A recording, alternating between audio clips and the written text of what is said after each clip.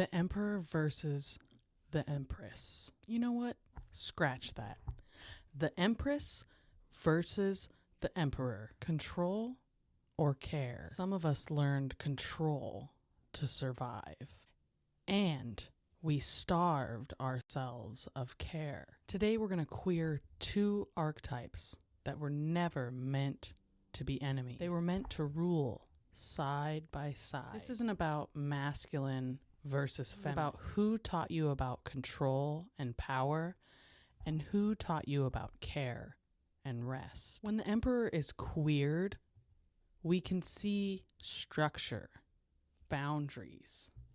We see authority, safety through control. The Emperor is the one who built the walls. It's an internalized system, a system that you learned in order to survive. The Emperor is a voice that says, be legible, be logical.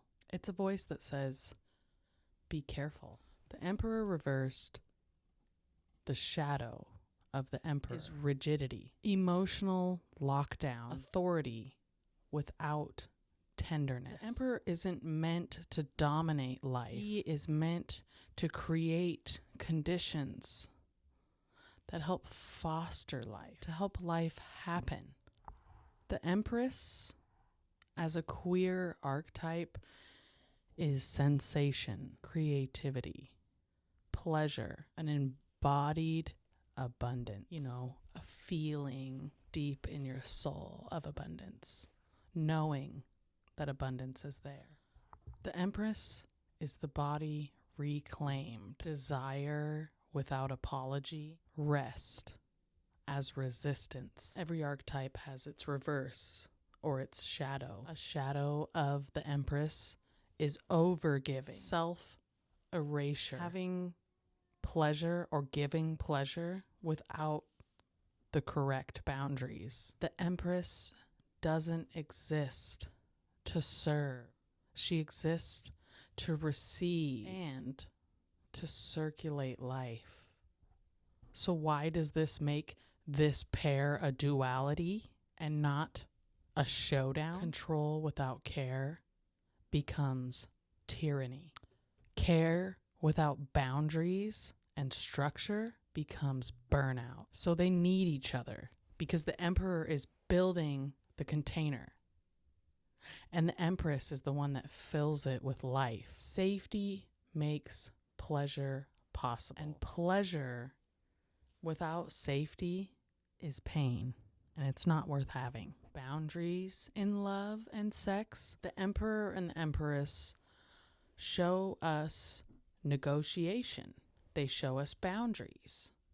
They also show us sensation and consent as desire. So what does this mean with love, sex, and queer boundaries? The Emperor shows us structure. When you embody this archetype, you have boundaries. You have clear roles. You hold the space and you hold the frame and the structure. And when you've embodied the Empress in intimacy, you can feel the sensation. You know that consent can be filled with desire. You can receive without guilt. Together, the Emperor and the Empress can embody a structured, powerful place that also holds softness and sensation in it. So where in your life are you over-controlling? And where in your life are you under-nourishing? Leave a comment below and tell me. We're going to separate these two for a few moments and discuss them individually. The Empress isn't nurturing, sovereign creation energy. And that's why they tried to domesticate her. She's creation, she's embodiment, she's pleasure, she's love in its truest form. She has a softness without this power. She nurtures you. Her body is an altar at which we can worship. Her desire is her wisdom. When we embrace the shadow empress, we overgive, we people please, we turn into a giver and not a receiver. When we heal, we can find that we can receive without that guilt. We have boundaried love. We have self-sourced nourishment. We create without depleting ourselves. One system and two archetypes. So the Emperor represents who taught you what power looks like, who you're still obeying. The Emperor shows us safety, structure, protection, stability. The wounded masculine archetype is authority without intimacy, power without empathy, a tyrannical, egotistical, emotionally unavailable. Does it sound like anyone? Emperor healing looks like leadership without dominance, structure without oppression, protection without possession. So every relationship breaks down at that crossroads.